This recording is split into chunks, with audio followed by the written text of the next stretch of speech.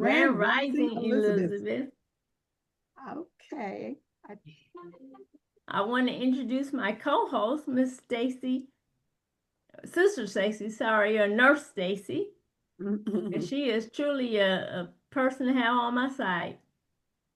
And we're going to talk about today, I need to get my screen up. Okay, health and wellness, share this. This is sometimes, okay, I want to start from the beginning. Okay, oh, here we go. Slideshow. Oh, I don't want that up. Okay. Okay. Oh, it's showing all this other stuff. I don't want that. Now, Stacy, it's happening to me what it happened to you before. Can you all see my slide? Yes. Okay. All right. With this is the health and wellness show with Sister Deitra and Sister Stacy. Let me see. I don't know why it's showing all that other things there. Notes. I'm not sure. We only see. Oh, Okay. you don't see that part. We only see the slide. Yeah, we saw the next one too. Okay, good. All right. I was trying to move on, but since you all did not see the notes, that's great. But this is us. This is me, Sister Deitra, and Sister Stacy. And we are the hosts of the Health and Wellness Show. Okay, we're going to talk about the power within, the hidden roles of mitochondria. You know, when I thought about talking about this subject, I asked myself, how many people have even, they know, well, now, how many people know about mitochondria? I'm thinking to myself, I didn't know a lot about it, but after reading about it, it's very, very important. And I was wondering who on the call right now know anything about it, mitochondria? Yeah, I Does know a little bit anybody? about it. Have you heard of it? I haven't. I have. I actually learned it in nursing school. Okay. And it's the cells, our blood cells. It's the powerhouse of our blood cells and how our blood cells, how can I put it? It's the powerhouse of the blood cells. It's what um, is the most powerful part of our cells. The mitochondria, I believe it's the innermost part of that blood cell. Okay. I may be wrong if my memory doesn't serve me right. Well, thank you for sharing what you could. Is there anyone else? But who would like to know about it? I mean, because it's a powerhouse, it's the power within us all. And they're working and doing things all day long. I'm sure those mitochondria are working. So it's very important that we understand that something is going on behind the scenes.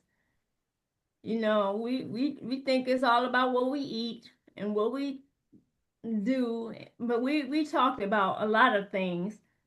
So I thought I would come to the mitochondria so that we'll know that there's other things going on too.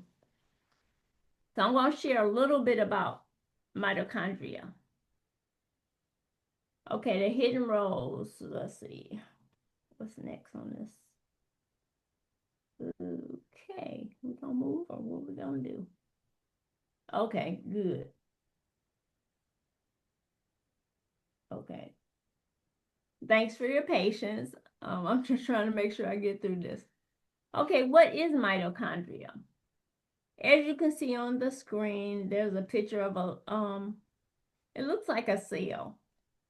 But we have these little mitochondria cells, no, they're called something else, organelles or something. Let me get the right word. Okay, let me read about them. Mitochondria are specialized structures found in cells. So they're actually found in the cells, and they participate in many cellular processes. But their most important function is to extract the energy that is stored in the chemical bonds of nutrients. Okay. Okay, mitochondria are dynamic, shape-shifting organelles that extend far beyond their textbook role as ATP. And I'm going to talk a little bit about that, producing powerhouses. So it's a lot going on. The talk today is going to be a little deeper than just talking about fruit and vegetables and herbs and everything. That's normally where I go, but this talk will be a little bit deeper. I'm going to try not to get too scientific, even though it can go there, but I tried, you know what I did? Just so you all know, I actually went to ChatGPT and asked, how do I explain things to a fifth grader? So it kind of broke everything down a little bit deeper so that everyone can understand. I mean, something new like this, it takes that. Let me go to the next screen. Okay, what are the key hidden roles of mitochondria? Okay, now, I don't know if you can see it. Is the spelling too small? No, it's good. Okay, all right. So what we have here is the key hidden role, cellular signaling hub, which means mitochondria use reactive oxygen species as signaling molecules to communicate with the nucleus, helping cells adapt to stress and regulating cell fate. It's funny, I'm reading this now, I'm like, oh, stress. That's a big one because our stress really affects our cells. And mitochondria is affected by stress. So it's very important that we monitor if we in stress situations. I think it's called fight or flight.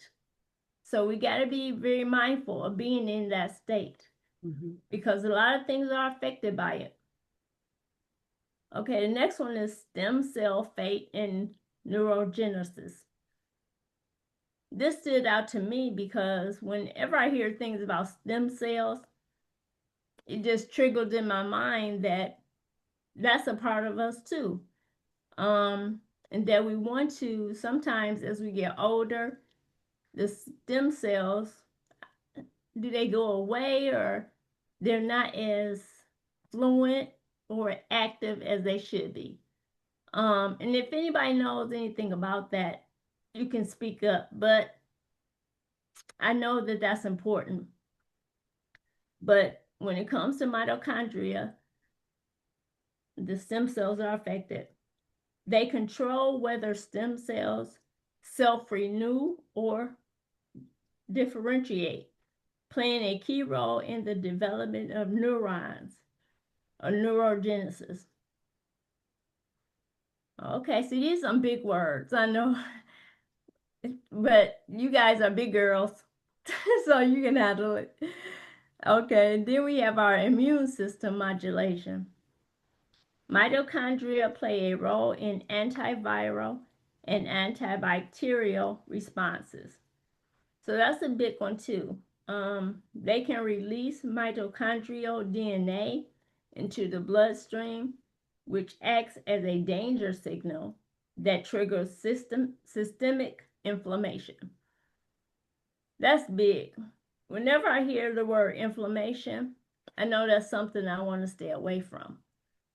So if something is triggering inflammation, I want to be mindful of it because it's not good for me or for anybody really. But okay, the next thing is metabolic flexibility and substrate utilization. This one was a little tricky to understand for me. But they act as train cars that can break apart or fission to burn fat more efficiently or fuse together to handle high energy demands. They can also consume lactate, which was previously considered only a waste product. Let's see, this is when I had to go to the fifth grade situation because I didn't really understand this um, substrate utilization. So what did they say about that? What would a fifth grade understand? What would they understand? Okay. Substrate utilization refers to the body's method of metabolizing fuel sources, primarily fats and carbohydrates, to generate adenosine triphosphate or ATP for energy during rest and exercise. So this part of utilization is active, you exercising and resting. So it's a big part of that, but it's something we should understand that's happening in our bodies. Understanding the process helps tailor nutrition for performance, such as increasing carbohydrate intake for endurance. I learned that ketones can do that as well. You don't have to eat carbohydrates to do it. But that's another subject we've talked about too. But if you listen to other videos on ketones and carbs, you'll understand that better. But that's something. I hope that adds a little more insight to that thing, to that line item. Okay, another hidden role is the building block factory. Mitochondria are involved in producing raw materials for building cells, including components for amino acids, lipids, which is necessary for oxygen transport. Because our bodies do need oxygen. That's a big part of our bodies. So that's an important block factory. And then the last one is calcium buffer. They regulate calcium ion levels, which is crucial for controlling muscle contraction and neuronal signaling. Okay, all right, so those are the hidden roles of mitochondria. But as you can see, there's a lot going on in our bodies that that I am not always aware of. Like some of these things I talked about just then, I don't think about half of them. I'm glad they're working, but thank goodness it's not relying on me to understand. But I'm gonna get there. Okay, dynamic behavior and health. You know, as I went through this presentation, preparing, um, I I realized that our bodies are so full of cells, mitochondria is moving around all through our bodies. And it's very important, but they're working. But they have a behavior. Mitochondria constantly change shape, fusing into long networks or splitting into smaller pieces to adapt to energy needs, with dysfunction being a key factor in aging and diseases like Parkinson's, Alzheimer's, and cancer. Because believe it or not, our cells, they will go through the process of dying. When our bodies don't need them anymore, they go away. We hope they do, because if you have cancer cells and they're harming the body wants to stay healthy. So they will get rid of those cells. So that's something to know. Okay, well, let's move keep moving on. If I can. Yeah, there we go. Okay, supporting mitochondrial health. Now, these are things we can actually do to help mitochondria. Exercise. Um, let's see, because some exercises can increase mitochondrial density and efficiency. Then we have nutrition, a diet rich in antioxidants, healthy fats, and nutrients, such as those found in pomegranate, walnuts, and berries, can support mitochondrial function. And lifestyle, intermittent fasting, and in some cases, cold exposure can stimulate mitochondrial repair. And that's tough, but it can help us. I don't know. We talked in the past about cold showers and things like that, but we got to keep realizing that that's helpful. No, not we. I got to remember myself, because cold showers, they're not fun. I'm sorry. I feel that way personally, but I do them. It's tough, but I do them. But I realize it's helping my body when I do it. Sister And Deitra, fasting, I'm getting I better at it. there Oh, go was ahead. a something on on the shorts when Okay. you're watching Facebook or whatever.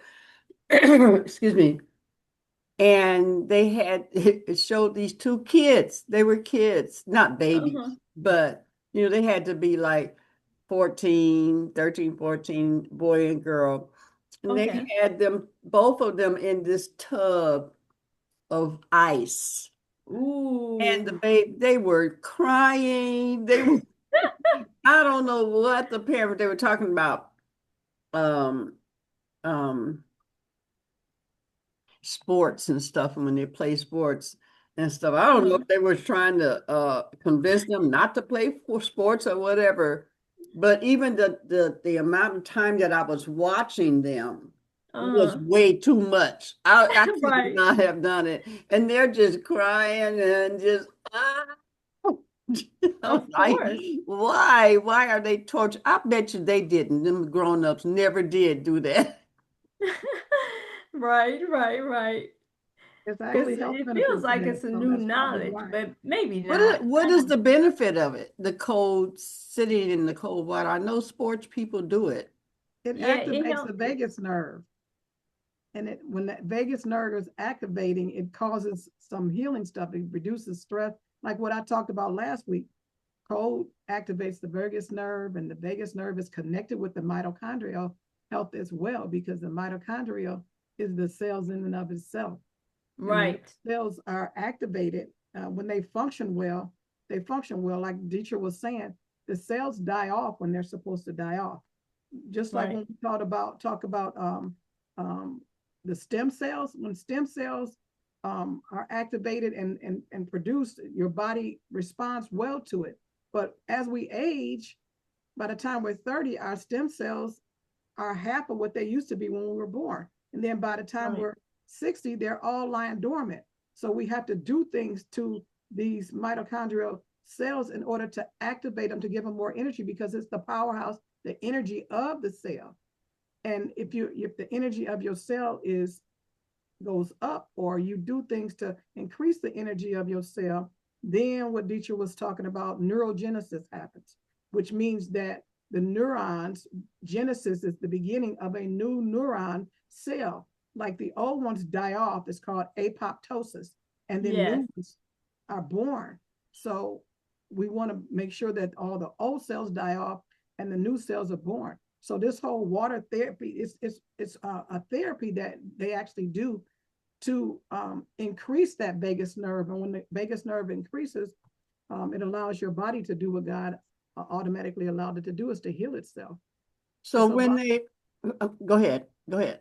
No, it's just a lot of ways that you can activate that nerve and get that mitochondria in the good health. They kind of work together.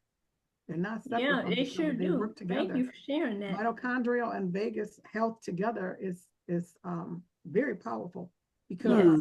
mitochondria in So, and of itself is the powerhouse of the cell. In other words, the energy of the cell. right. Mhm. so Yes, when you do when in doing hair, right? After the shampoo, they always say then your final is to, do it, run cold water over them, which Mhm. people hate. right. Um, and but they said the only reason was to close the pores, right? Mhm. Mhm. So obviously it's doing more than that. Yeah, It's waking up.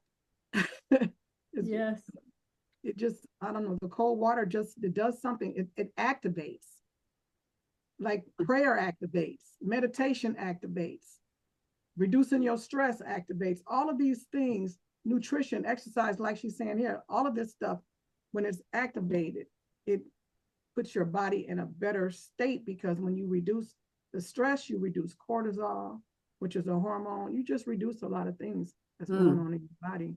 well, thank you, Sharonda. She made the statement cryotherapy, cryotherapy, and lock in moisture in the hair when they make it cold. Hmm. So that was something she shared. Sharonda, if you can talk about it a little bit, it would be better because I might not be saying it right. That's all it is. The name of what you all were talking about with that ice bath is called cryotherapy.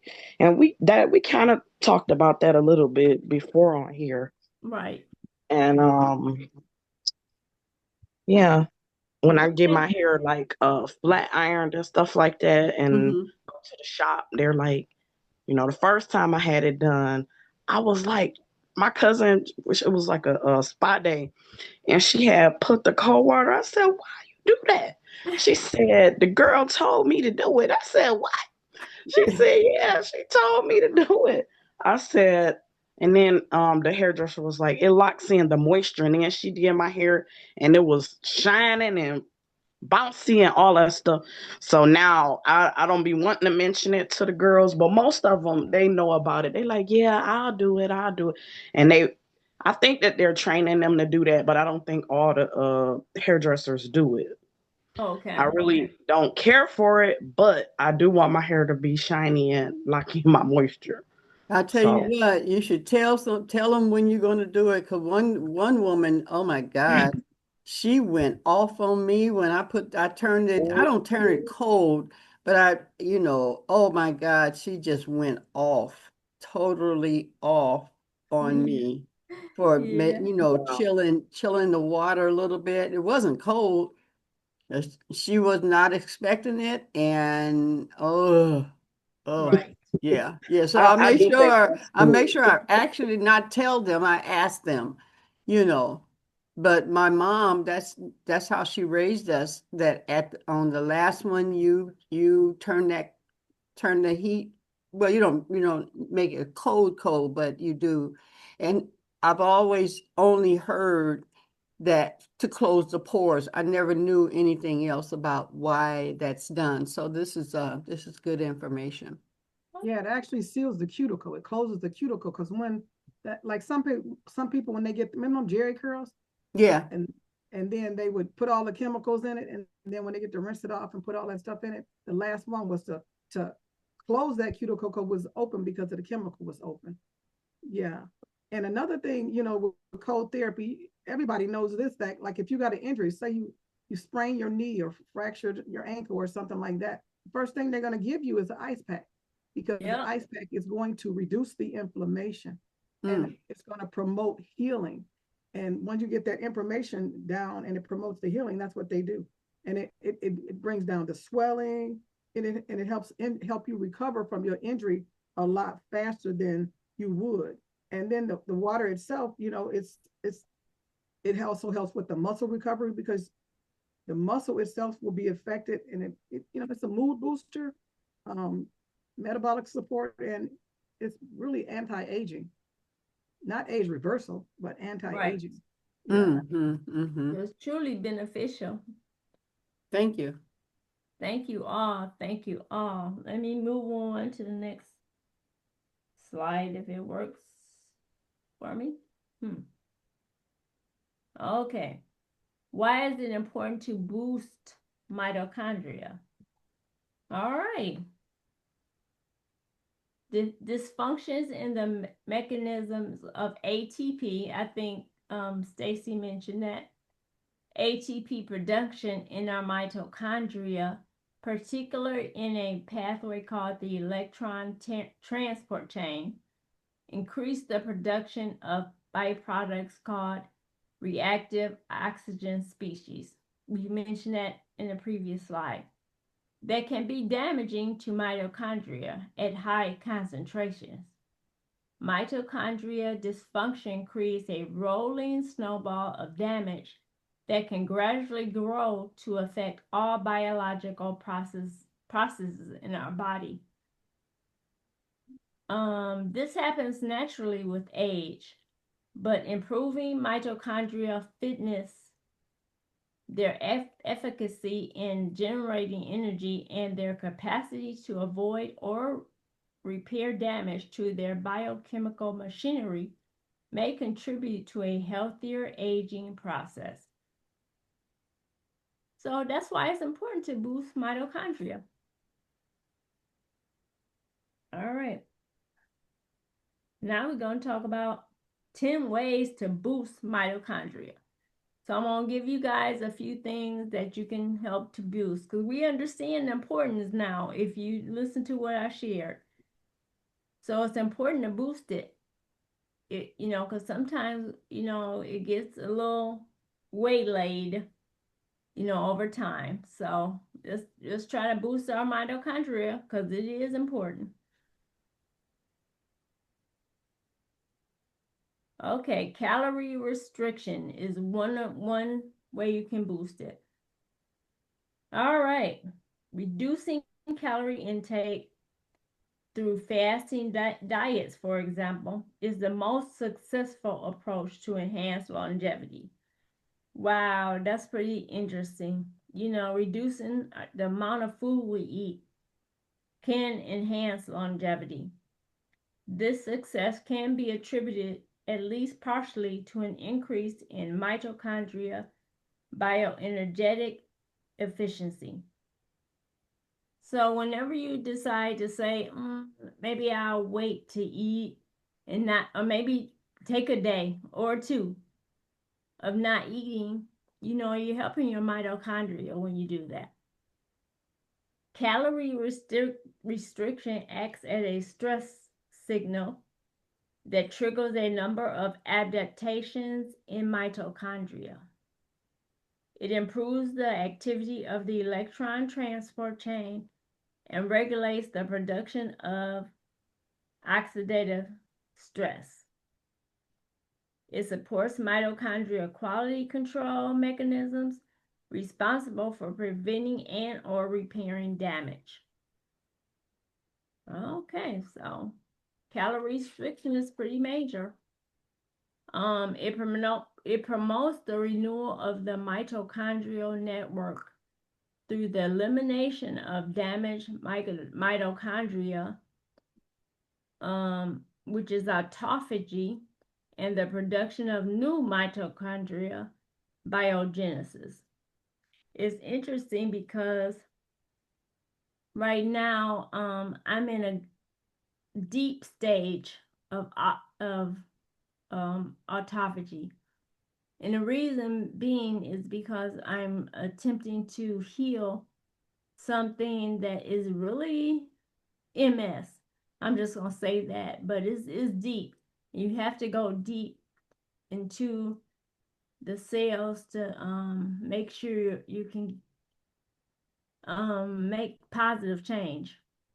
So I am in autophagy, and but it's good to know about mitochondria, that it is working with me.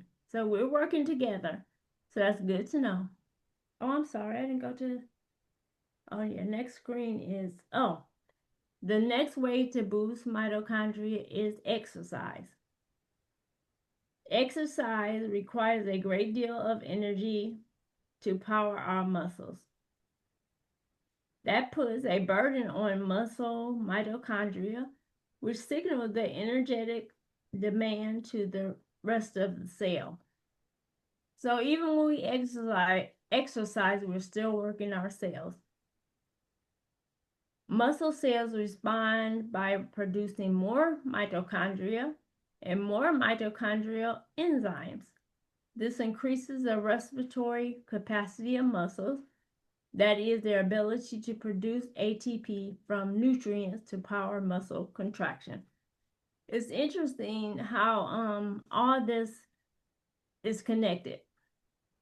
Our exercising, going to our muscles, going to our mitochondria, they're all listening. They're all, trying to find ways to participate in what we're trying to do. So that's good to know. And then it is an adaptation of our muscle cells to exercise. And one of the reasons why exercise performance improves with training.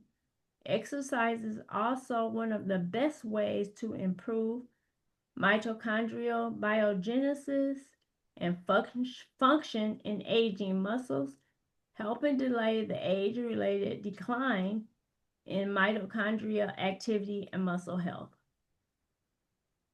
So as we gain age and get older, sometimes we need a little assistance in getting those muscles going. All right. The next thing is, okay, let me see here now. Another way to boost mitochondria is mitochondrial nutrients. All right. Nutrients. We talked a lot about nutrients over the months and years. But here we go. There are many nutrients that can help mitochondria do their work and maintain their fitness.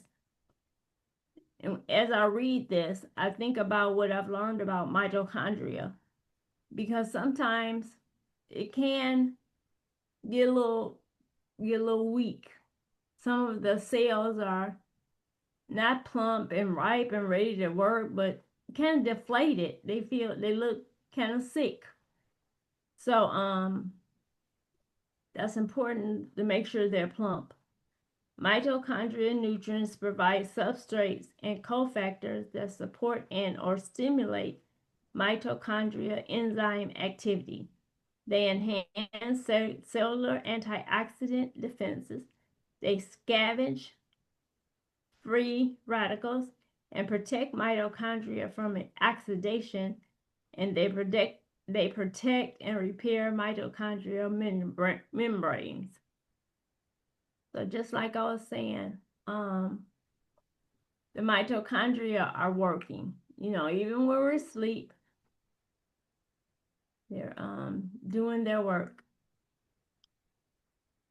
Mitochondrial nutrients include B vitamins, minerals, polyphenols, and nutrients such as L-carnitine, alpha-lipoic acid. I think I'm saying that right. Alpha-lipoic acid, coenzyme or Q10, and creatine. And I take creatine every day, so I'm glad to see that. For example, they can be taken as supplements or they can be found in natural, unprocessed foods. That is, fruits and vegetables, nuts and seeds, seafood and meat. All right. Moving on. Ooh-wee. And this is a big topic, sleep. It seems like everything we talk about, sleep is important. We need it. We really do need sleep. For our dear little brain. Our little brain just can work better when we sleep. The human brain requires a lot of energy, and because of its high metabolic rate, the brain accumulates a lot of metabolic waste. During sleep, the brain gets rid of products that can be toxic to mitochondria. And we talked about the brain, how it can get rid of waste through the lymphatic system. We talked a lot about that. So it's good to know that sleep is when all this happens. That's why we need it. And as I'm thinking about it, I'm like, shoot, we might need more than 8 hours to do this work, but at least 8 hours, so that's good. Or whatever works for you, I guess. An example is the molecule beta amyloid. At normal levels, beta amyloid protects neurons and supports their activity. However, when it accumulates excessively, beta amyloid becomes harmful to neurons, in particular to their mitochondria, which can trigger neurodegenerative processes. Because neuronal mitochondria power every brain function, it is very important to avoid this accumulation of toxic waste. Poor sleep damages mitochondria, but a good night's sleep helps the brain keep mitochondria healthy. But that's good to know. Now, I know I've been talking a while here. Anybody have any comments or want to say something? Yeah, I think sleep is real important. That's why I be harping on it so much, because when we're asleep, that's when our body repairs itself. Right. And that's why it's so important. Like, I've noticed not to eat within 2 or 3 hours of going to sleep, because you don't want your body to be doing more than it needs to do. The last thing you want is your body to have to work on digesting your food while you're trying to sleep. Right. When your body is also trying to repair itself at Right. the same time. So you're kind of like doing yourself some injustice with eating and then going to bed right after you eat. Should wait at least 2 or 3 hours. I think 3 hours is a good number, but 2 hours minimally before you lay down and go to sleep, because you're making your body fight against repair and having to digest all of that food. Exactly. Thank you for sharing that, Stacey. I agree. Yeah. I've always heard, can you hear me? Yes, yes. Yeah. I've always heard that there are so many tiny little mistakes we make in terms of giving our body a chance to regenerate, to heal. The pattern of snacking at night after dinner. Right, right, exactly. Very common among people, and some people will look at the nightly news while doing some chips, Right. then expect to have a good night's sleep.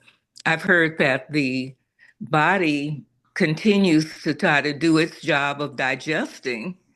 And if we eat at 9, 10 o'clock at night, much of our sleep time is taken in digesting the food. Yeah. And Yeah. so we don't get 8 hours. We Right. might be lying in bed for 8, but Right. um, the body only gets into regenerative mood and repairing of the mitochondria and other things when it gets finished with the digesting. Right, right. Yes. It's a This is what process. I've heard. And if that's true, many of us are at risk. Yeah. Good Yeah, that's point. Good so point, true. Mama. So true. Mama. Yeah. Claudia. All right. Woo. Okay. Moving on. We talked about sleep. Um, Uh, I had a question I wanted to ask. Let's see, what was that?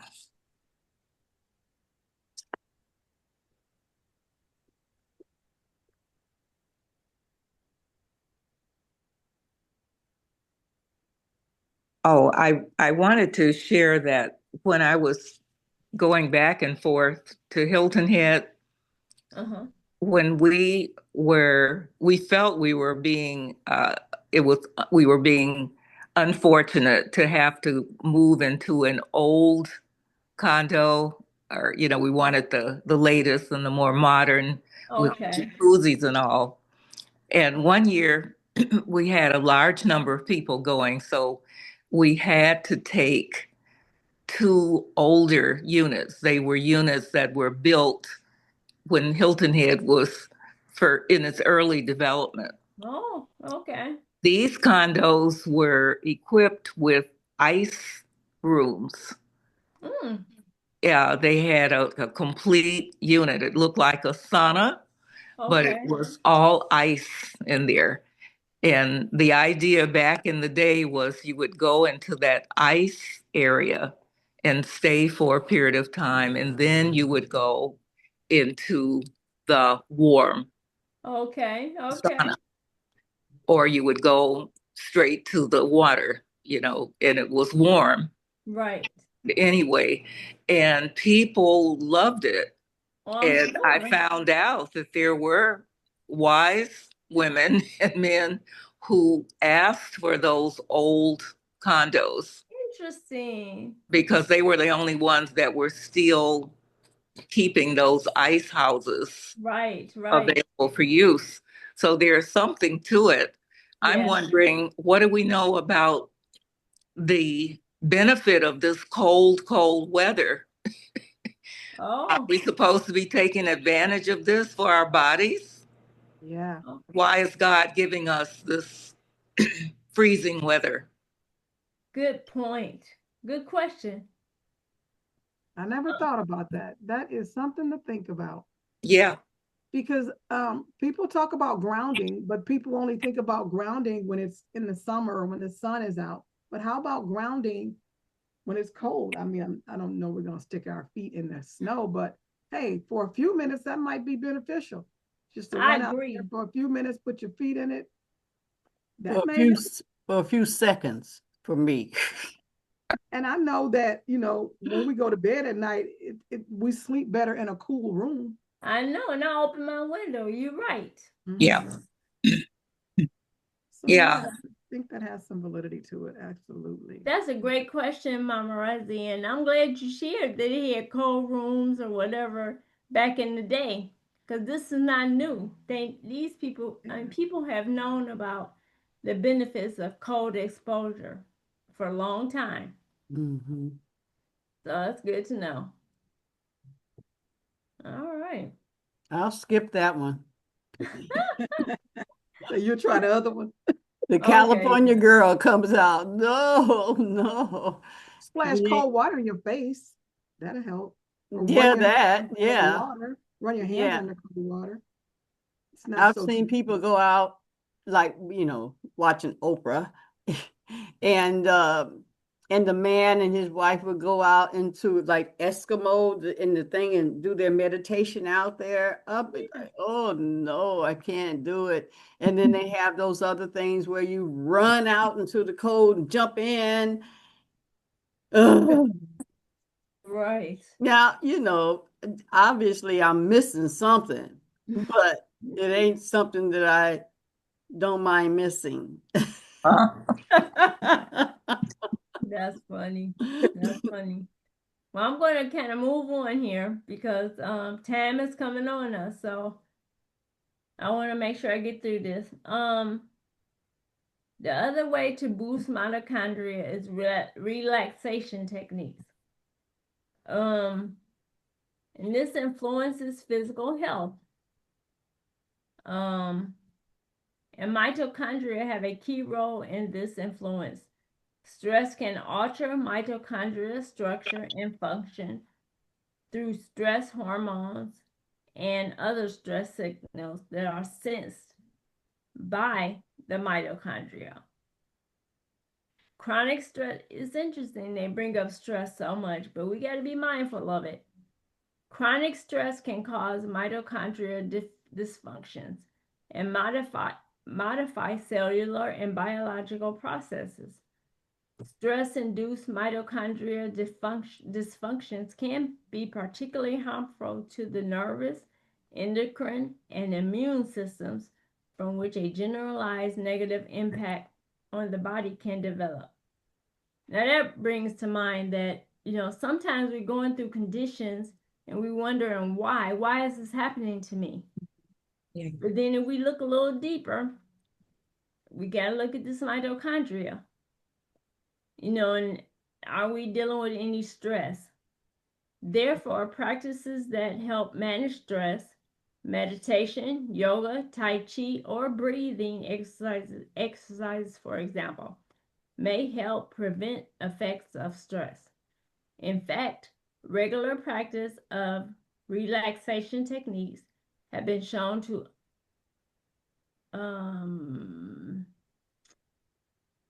it says you upregulate genes that are linked to healthy mitochondrial function. So that's something to think about. Just take a little time to relax, however you want to do it. And we have different ways of relaxing. But we need to relax, whatever way is good for us. Because we are definitely some hard-working women. I know we are. Each and every one of us. We're on top of everything, which is good, but we gotta relax. Okay, the next thing is sunlight. Without targeting that excessive unprotected sun bathing,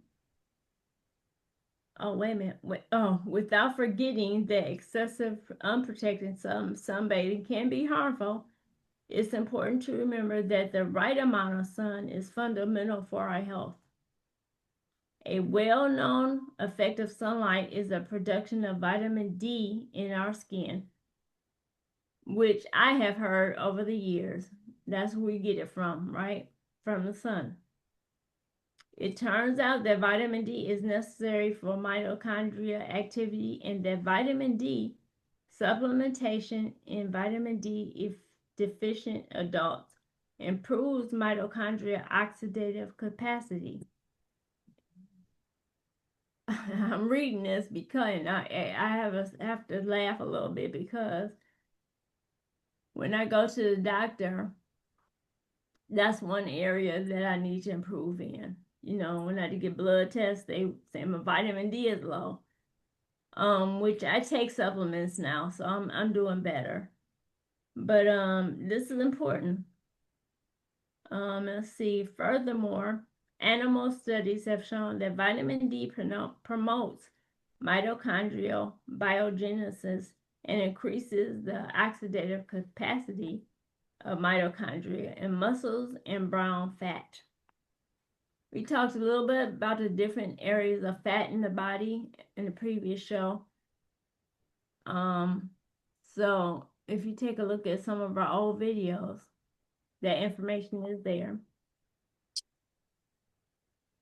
Okay, then moving on. Now this is an interesting one. Another way to boost mitochondria is red or near red infrared light therapy. And I want to know who has used this before. Has anyone? Yes, Used it, but I Stacy. heard of it. They call it photobiomodulation, Okay. like a red light therapy that helps with boosting your mitochondria. Okay. Yeah, I definitely heard of it too. And I want to learn more about it. Yeah, this I've told y'all about it before. I still haven't been down there to that place on Southwest or off of, if it's Trumbull by the train station. But they got a red room back there, and they supposed to work with you. It's a Hispanic group that they got. Really? Yeah, I need to get down there, but they want you to get like a membership, and I think the membership is really nominal in that to access that room. I don't know. It might be like $100 or something, but yeah, I'll once I find out, I'll let y'all know. Well, I appreciate that. Thank you so much. That picture kind of reminds me of that movie. Remember that movie, The Predator? Yeah. and how he knew where his people were, of the people he was trying to, he was, being predator to. Right, He could because they're see them yeah. because our bodies are infrared in and of itself. And that's how people, like if somebody's looking for somebody, they can, at night, they can use a special device to look for you. And when they find you, they can tell it's you because of the red light that's attached to the inside of your body. Right. It's That's interesting. right. Yeah. Yeah, because I think it seemed like they had night vision goggles or something. They can see the infrared red Infrared, that's yeah. moving around in a room. Yeah. Sharonda, your hand is up. Yeah, one more thing. Speaking of that, my one of my Reiki teachers, she had took a picture, and Uh-huh. it's like a special kind of picture that they take, and they can view your aura. And she Oh, said she had gotten a argument with somebody, and then she had to go take her pictures, and her picture was showing all the red and like anger and all that kind of stuff. But then she took another picture, like a different time, and it was like purple and blue, maybe more calm. okay. Okay, good. Interesting. Okay, let's see here. Red and near infrared light can penetrate the skin and act on mitochondria through stimulation of a molecule called cytochrome C oxidase. This molecule is part of the mitochondrial electron transport chain that produces ATP. Red and near infrared light enhance the efficiency of the mitochondrial electron transport chain and energy production. Energy production is important, truly. By doing so, red infrared light therapy also improves cellular signaling and triggers cellular changes that lead to beneficial cellular responses, including enhanced antioxidant defenses and improved cellular function. A number of benefits have been described for red infrared light therapy, including, for example, accelerated wound healing and increased capacity to decrease muscle damage and improve muscle recovery following exercise. So, as we see, you can get things like accomplished with light therapy and red light therapy. All right. Okay, now we talked about this already. Boost mitochondria with cold exposure. And I like this picture because, as you can see, he's dipping his foot into probably a bowl of water with ice in it that's really cold. Because I've seen this before in videos and other ways, but let's see. It says when we're cold, two types of tissues respond immediately by generating extra heat. Our body is going to generate heat when we get too cold. One is skeletal muscle, which produces heat through shivering, because we shiver. Well, I shiver. I mean, not to everybody. I don't know what y'all doing. The other is brown adipose tissue or brown fat, responsible for non-shivering heat production. Shivering releases heat in the process of burning fuel and uses ATP to power muscle contraction. Shivering thus results mitochondria to indirectly generate heat. So our bodies know what to do to help us even when we're in a cold state. So when we outside in the cold, we might be shivering. Our body is doing the work of giving us some heat. Unlike other tissues that has a molecule that can uncouple respiration from ATP production and use it instead to actively produce heat. Mitochondria directly generates heat. So it's pretty powerful. Even in being cold exposed, heat is still generated for us. So let's thank mitochondria. Thank you.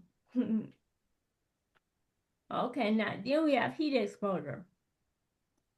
I like this picture because I think about the people over in the east on the desert lands on camels wearing their little garbs on their head, but are very hot. But they don't seem hot, but by us looking at them, for me, they seem hot.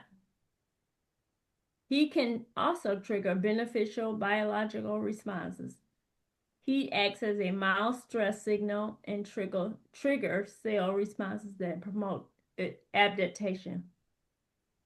One of the main agents of the adaptation are mitochondria, and it has been shown that heat stress triggers beneficial adaptive responses in mitochondria that increase their functional capacity. These effects have been shown in skeletal muscle and cardiac muscle, for example. This stands in line with studies showing that routine sauna, bathing can improve endurance, performance, and reduce the risk of cardiovascular diseases, for example.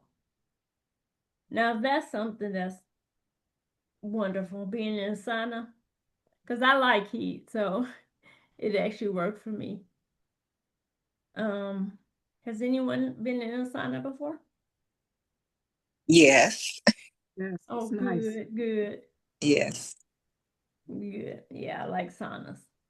And it's so interesting because you can actually get saunas for your home for about $100.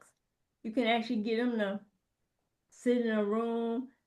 You have to plug them up or whatever, but you can be alone in them. But they'll bring the heat. You know, you can actually have a sauna in your home. So I'm looking forward to getting one soon. All right, let's go to supporting NAD. What is that? Now, when I saw this slide, this attribute of boosting mitochondria using NAD, I thought about Terrence, my husband, because he takes NAD supplements every day. But it deals with the brain and just making sure the system is in homeostasis. I'm going to read a little bit about it, but NAD, I'm going to try to pronounce it, is nicotinamide adenine or 9 dinucleotide. That's rough for me.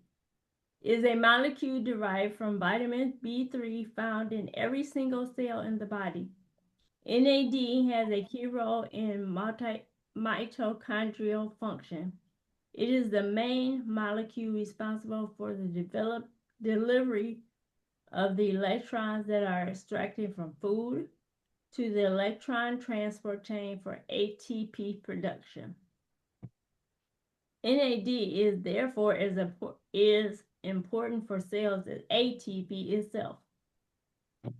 Consequently, NAD is essential for the maintenance of health.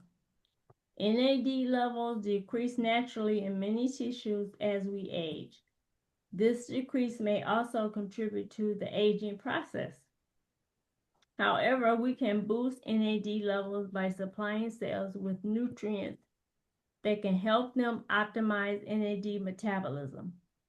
Doing so may counterbalance the age-related decrease in NAD and help support mitochondrial function, protect against age-related diseases, and support longevity. Okay, so definitely something to that. So that's number 10.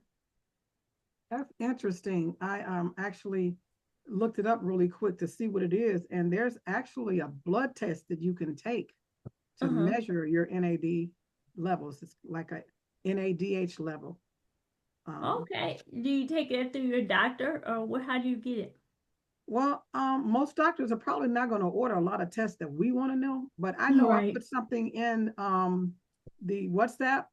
It's a lab that I went to actually yesterday because it's not time for me to get my cholesterol levels, and for me to it's not time for me to get my yearly blood work. And so there's Okay. some blood work that I wanted to get for myself because I wanted to know what I was doing as far as my eating habits and stuff like that, if it was affecting my cholesterol, whether it was bringing it up or down. So I actually went and purchased the test myself, Oh, went to the lab and had my blood work drawn because I know my doctor is not going to do it. right, right. So these labs have a whole lot of different tests. If we are concerned about certain levels in our body and our blood and stuff like that, we can pay for them and go and have them drawn ourselves if Okay, we that's really good want to to be know. proactive.